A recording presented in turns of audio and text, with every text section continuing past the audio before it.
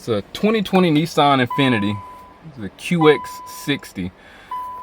It's got 95,882 miles. This one is the vehicle that had the oil consumption problem that I did the video on. Uh-oh. What's going on today? We just simply got some misfires going on. I'm gonna put the camera under the hood. We're gonna hear it. I think we got a coil. Where's the part at? I think he have a coil here. Hold on. I got it. Here we go. He got a CarQuest ignition coil. Now, this is just suspected. I don't know if it needs it or not. You know I'm gonna test it. So we're gonna go through it together, see if it legitimately needs it. But let's first pull up codes, see if it's still on cylinder 4 misfire. Because what happened, he came by before, it was on cylinder 4, but we topped the oil off because it was low on oil and it cleared up. However, the oil's full and it's still misfiring. Let me get the camera set up. While my scanner's loading up to the auto detective in and pull some codes, I'm just gonna simply check the oil real quick, make sure the oil level's fine. Even though I said it was topped off, it never hurts with this particular vehicle, especially this type of dipstick, the quadruple check. Because what happens, people look at the back of the dipstick and it looks full, like overfilled. But you need to check between this valley.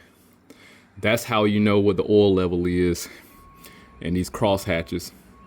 So it needs to be at the high mark or right between that window. So I'm gonna stick it back in here, and we're gonna rapidly pull it out. So it is overfilled, but if you look at the back, it looks totally different. So this ensures that the dipstick pushes away from the engine block and it doesn't pick up and scrape any oil to give improper reading. So the oil level's fine. Let's start it up. Oh, before I do anything, here's our codes.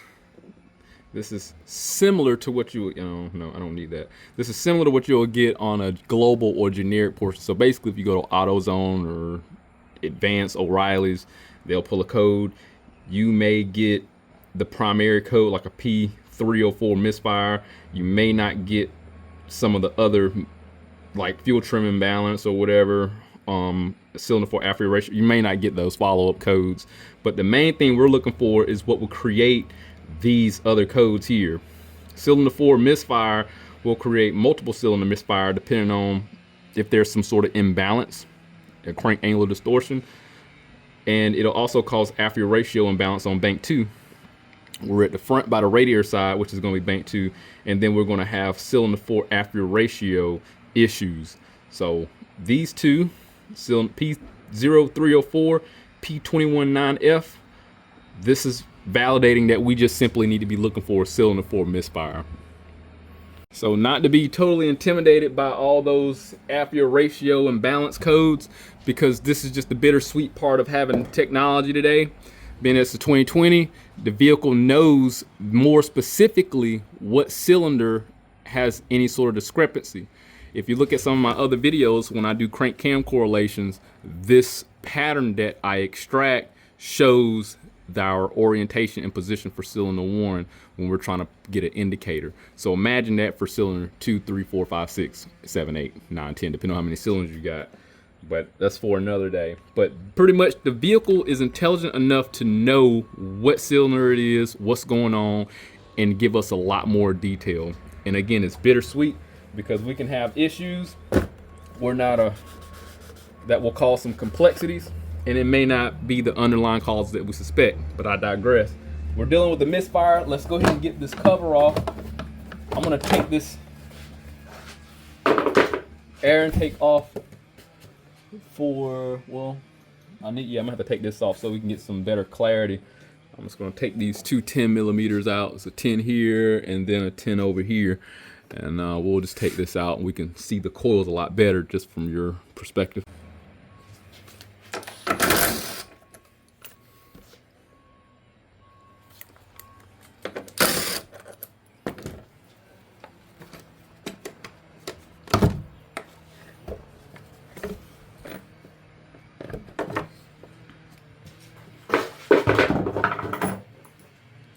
That's a lot better. It seemed like the owner spilled a little bit of oil. I'm gonna clean this area up a little bit, then we'll start testing things. To add, again, this vehicle has the oil consumption problem. I'll put the link in the description for this oil flush that I've done with this vehicle twice. It wound up being a pretty decent video, and I can't begin to tell you. Let me show you what it looked like on the inside.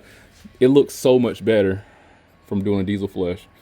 So much better. There's nothing on the cap. Let me show you what it looked like inside the cylinder head.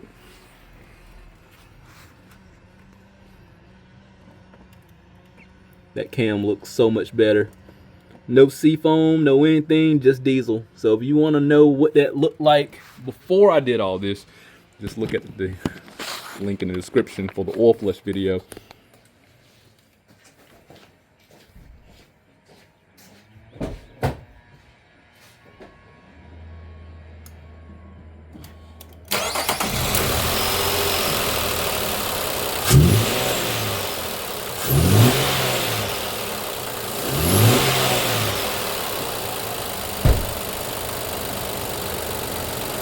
It does have some hesitation, and obviously we're going to go where the vehicle suspects it's going to be cylinder 4. So we're on the radiator side.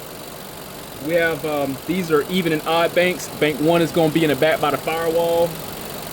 Bank 2 is going to be in the front by the radiator. So they're even and odd banks. 2, 4, 6, 1, 3, 5 in the back. So one thing we need to do, we need to verify that we actually have a misfire on cylinder 4. There's a couple different ways we can disconnect the coil and see if the misfire stays the same. It stays the same and really didn't change. Let's take it off of a cylinder that isn't suspected by the PCM. It changes. You can hear how it changed idle. It didn't change on cylinder 4. Let's try it again. Yeah, pull it off and put it back on. There's no change. There's something that a lot of people probably may overlook that you really need to be aware of with these new vehicles. Because of how intelligent these cars are in suspecting misfires and determining misfires, well, what it's going to also do is disable fuel system. So the injector probably is disabled also, because the computer says, okay, well, I may have a coil problem or I may have a injector problem. I don't know.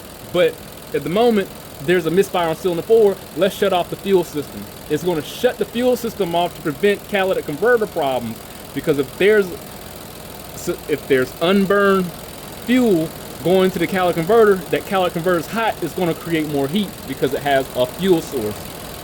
So we have to be aware that this vehicle is capable of disabling systems, and I think a lot of us need to get in the habit of that. So one thing that we need to do is clear the code and see if the misfire is there. So we already verified that the cylinder 4 is misfiring. Well, let's clear the code, reset it, and see if it corrects itself and get back online of running fine. And that lawnmower in the background. I don't know why, but HVAC is taking a very long time to clear out, and I'm not able to clear the engine codes. Sometimes I may have to go into a special function, do a PCM reset if that's the case. And this is the downside with having generic scan tools. Some cars, depending on if they make you pay for a subscription, won't allow you to clear codes. So that's something people need to be aware of. Let's go directly into the PCM and see if it grants us any ability to clear it or not. Let's go here. I'm gonna try it again, being here in the computer.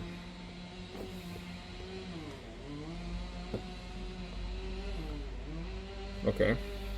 All right, so that worked out just fine. So the quick clear didn't work in the complete scan, but when I went into the PCM itself, it cleared it out. Some cars are a little bit more difficult to clear than others. Let's see what our options are with let's go back here. It's probably the same thing with HVAC, but that's not what we're dealing with right now. Let's go back into the engine control module, and let's see if there's any misfire information, like in the live data. Does the live data show us live time misfires or not? Main signals, let's go to all signals.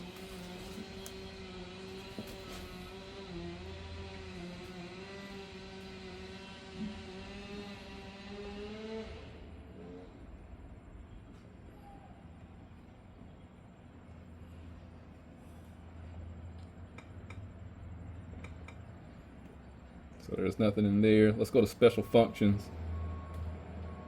There we go. We have real-time misfire count here.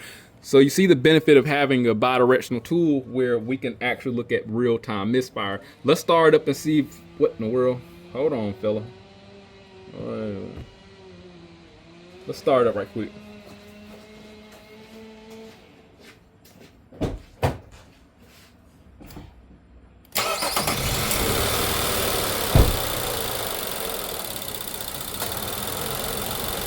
All right, let's run back inside the real-time misfire count.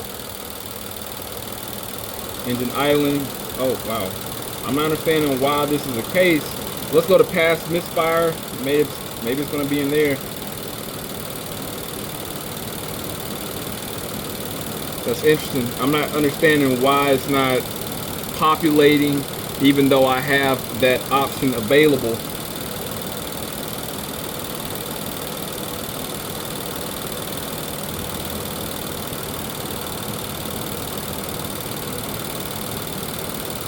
Engine idling, and yeah, wow, that's interesting. All right, let's go to active test here. Power balance. Let's see if that's in there. I don't need this information. Let's just try deactivating a cylinder and see if anything changes. Let's go to cylinder 4 since that's a suspected cylinder, and I was able to deactivate that. Let's go to cylinder 2. Oh, hold on, I gotta take off number 4. So you can hear that misfire. We can see how it's dropping the RPM.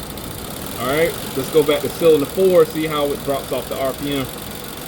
And it's not doing anything.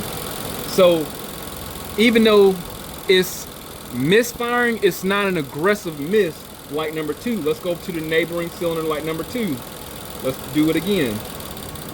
We're dropping down to 500 RPM at the low, stabilizing with the misfire around 700. Let's clear that out. We back active. Let's go to cylinder 4 and try it again and see if it drops all the way down to 500 RPM, and it's staying around 800 RPM. So what's going on, we either have a weak coil or bad plugs. And mind you, this vehicle has an oil consumption problem. Let's go to a neighboring cylinder again. Let's go to cylinder 6. And look, it's responding just like cylinder 2, dropping down to about 500 RPM, and it's having a drastic effect. Let's go back to cylinder 4, and there's no real change there. But it does have some influence, but nothing significant like cylinder 2 and 6.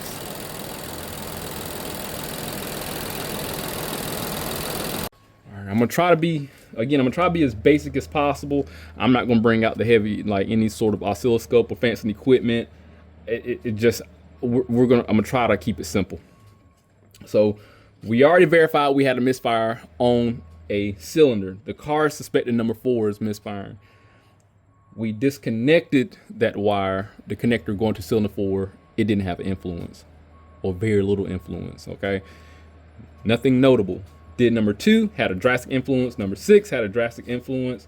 Number 4 really didn't have much of an influence. So we could either be dealing with, I'm suspecting a coil or a spark plug. And again, mind you, this has an oil consumption problem. So we're gonna have to observe and analyze the spark plug to see the state of health. This vehicle also has almost 100,000 miles, where it's time for those new spark plugs, these iridium plugs that are in here. So let's pull out number 4, inspect the spark plug, see if we have any arcing conditions, which is possible. Let's see if the spark plug has is fouled, has an excessive soot buildup with carbon due to having an oil consumption problem, which is very common. We have a lot of tracking on the plug well. I'm suspecting that, but I don't know. It was an intermittent misfire. We don't know. So what I will do, I'm gonna put a mark on number 4, and since this is more user friendly, I'm not gonna take nothing out of this box here. I'm just not gonna throw a part of it just yet. Don't want to avoid any warranty. Let's still do a little bit more tests and verify we're justified in replacing the coil. Let's pull this connector off.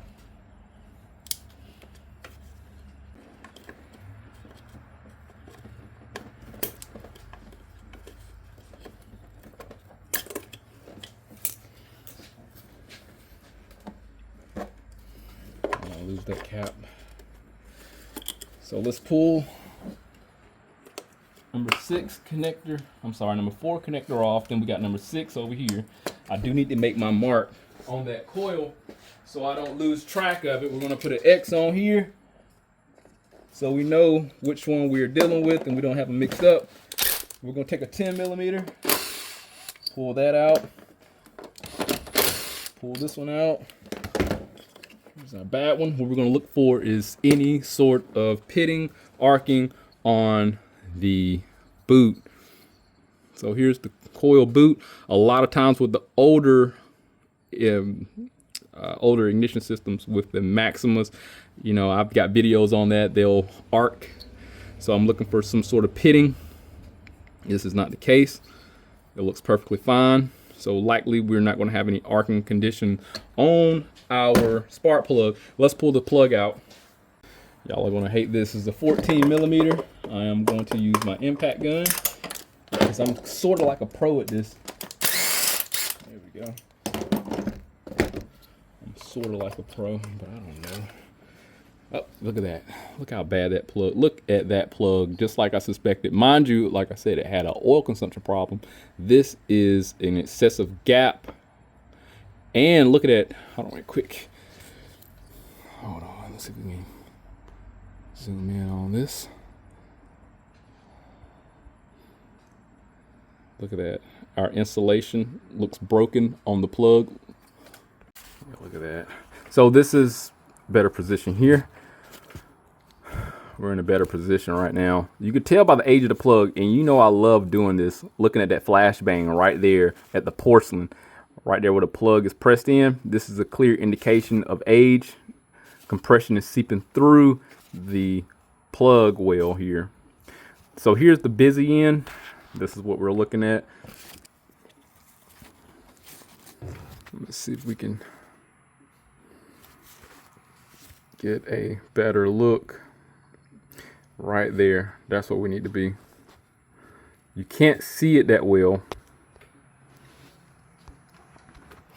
Probably really can't see it. Let me see if I can. There we go. There we go. Right there. That's where the insulation for our electrode is broken up. And like I said, you're probably not going to see it that well, but it's separated. And this is due to excessive heat, excessive just the transition in temperature changes because of that oil getting on there, cooling this down, those heat cycles.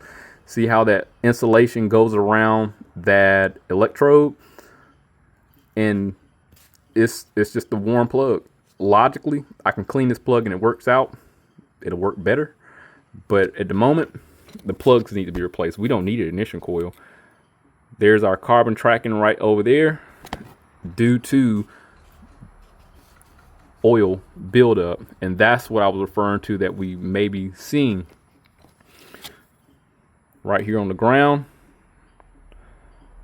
This is the metal for the ground, but you can see where it starts to bridge and obfuscate its ability to arc and jump from the electrode to the ground there. So we need plugs. This is just the bad spark plug. I'm gonna go get a spark plug for this customer's vehicle. I can, in fact, I can put this on an oscilloscope and test this, you know, test the state of health. I can promise you this is not gonna be bad. I can even go further and to just simply swap this coil with another neighboring cylinder and see if it's affected. But I can promise you, we're just dealing with bad spark plugs. This is all this issue is a bad spark plug. There we go. We can see a lot better now because my finger is a different color. But there's our broken insulation. Where it is, it's probably got eaten up and sitting on top of a catalytic converter somewhere. That's not important right now. The damage is already done. This engine has a very bad oil consumption issue that cannot be repaired unless it is taken down and new rings are installed. Just take a look at the back of it. I'm gonna go run to O'Reilly's and grab a new spark plug, and it wouldn't hurt just to probably throw a cheapo auto light in there. We need to put good Denso plugs in here, but at the moment we just need to put something here that's going to work. And I think we can just throw something just cheap, depending on what these plugs are. I'll let you know what I get, but let's go grab a spark plug. All right, here I am, made it back. So I didn't go with a Autolite because it would just been stupid. These plugs are $30 a piece.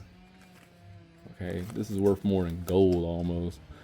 Not literally, but it's in comparison to automotive parts, it's pretty expensive. 3457 is the spark plug. This is what we're going with. Now, he technically needs all of them. All right, we all know he needs all of them. He needs a tune-up. But the only thing we can really do is put a plug in there at the moment, keep the price just down right now. And then I did tell him, like, hey, we need to do this yesterday, so we're going to work on doing the spark plugs in the future. I just need him to do all of them at one time, but it's going to be over $700 to replace all these spark plugs labor-wise. It's over 5 hours to do this job if you want to put spark plugs in here, primarily because the cowl likely has to come out to be able to gain access to those rear spark plugs. And I think it can be done without it, but I will tell you this, me doing timing chains on on the Pathfinder, when you take that back cowl out, you got a lot of room, and I mean a lot. So let's go ahead and work on getting this back in there. We're going to test our logic, if the plugs are bad or not, which logically it is. Because I observed them, and I know that they're bad, right? Because I know what I'm doing, right? Now, y'all hate this, but I'm going to do it anyway. Just because of the people that hate it, I can feel it. I felt it crush. The washer crush is seated properly. This is a weak impact gun. Moving on with life. All right, what we're going to do next, take our old coil, put some dielectric grease on the end of it to prevent it from sticking to the new plug. Pop it back in there and start it up.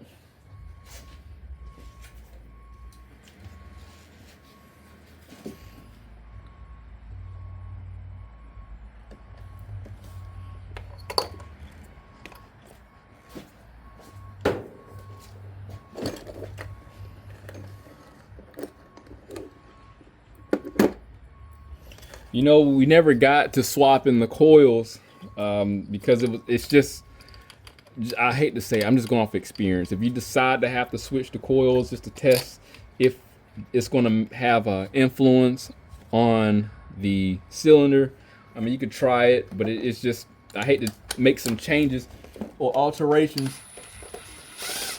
mid-assessment, but that plug was blatantly bad. That's just a typical plug I see when they have oil consumption, when I'm dealing with the oil consumption problem. And I'm honestly, I just got to go off experience. You saw what a bad plug looked like. That plug was horrible. It was filthy. Let's start up, look at our misfire information. Well, we don't have a lot of misfire data, so we have to rely on cylinder deactivation and monitoring the RPM and seeing if that influence of this cylinder that was in question runs like the other cylinders.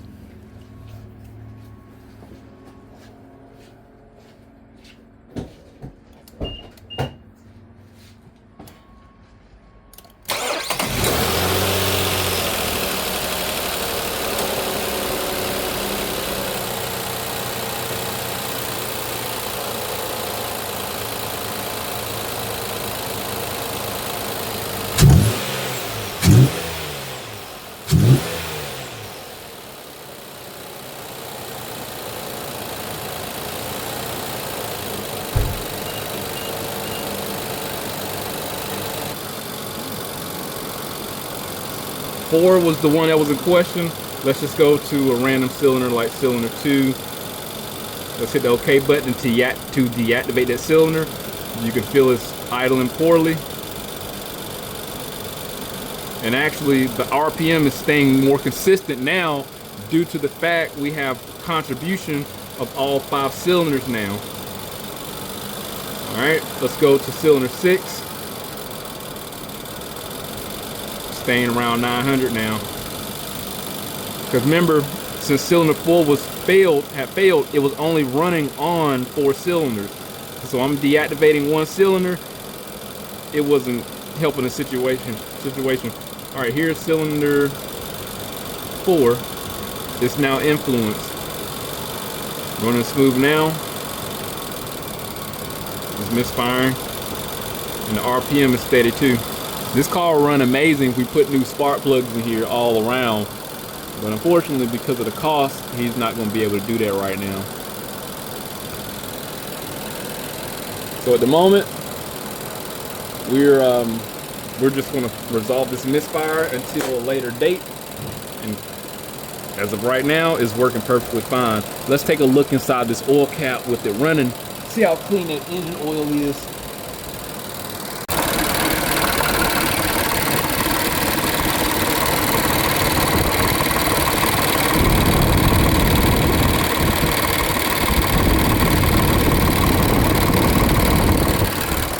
That looks really good in there. That engine flush that I did with the diesel worked out very well. So what's happened, because of the type of oil consumption issue we have, this is what's causing this bridging of soot buildup on our ground. When these pistons go up and down inside the cylinder, oil is slowly, well, I'm gonna say aggressively, entering the combustion chamber through the rings. When it's doing that, it's under pressure.